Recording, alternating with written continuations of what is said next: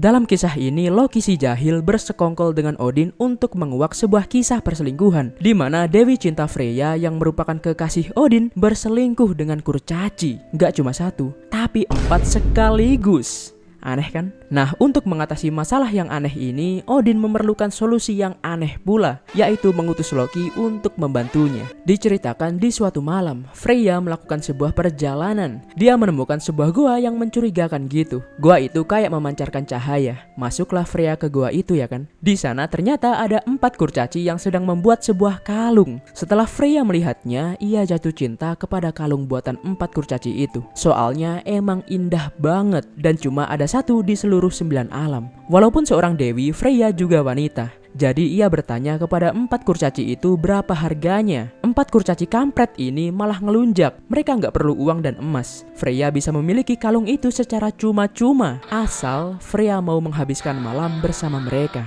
Tanda kutip menghabiskan malam ya. Masa kudu tak jelasin sih? Pokoknya itu deh. 4 kurcaci kampret itu bernama Dvalin, Alfric, Berling, dan Grer.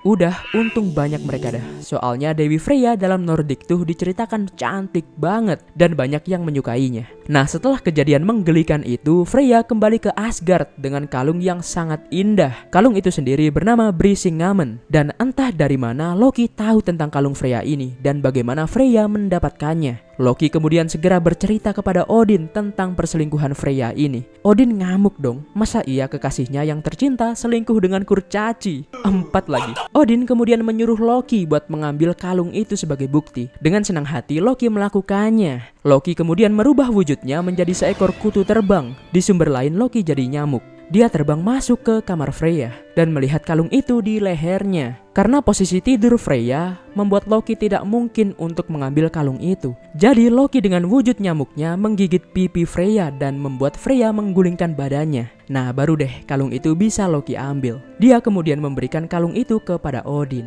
Dan ya, Freya mengakui perselingkuhannya dengan 4 kurcaci itu kepada Odin dan memohon kepadanya untuk memberikan kalung itu. Odin bilang kalau dia bakal mengembalikannya, asal Freya bisa memaksa 2 raja untuk berperang tanpa akhir. Setiap kali ada raja yang kalah, dia akan hidup lagi dan berperang lagi. Sampai akhirnya nanti ada seorang kesatria Kristen akan mengakhiri perang itu. Kesatria itu ada beneran loh, namanya Olaf. Aku nggak ngerti sih endingnya, cuman ini yang tertulis. Ada ending alternatif. Menurut catatan lain, Loki tidak mengembalikan kalung itu kepada Odin. Dia membawanya kabur. Tapi kelakuan Loki ini diketahui oleh Heimdall. Mereka pun bertarung dan Heimdall lah yang menang. Heimdall mengembalikan kalung itu ke Odin dan terjadilah hal yang sama kayak tadi.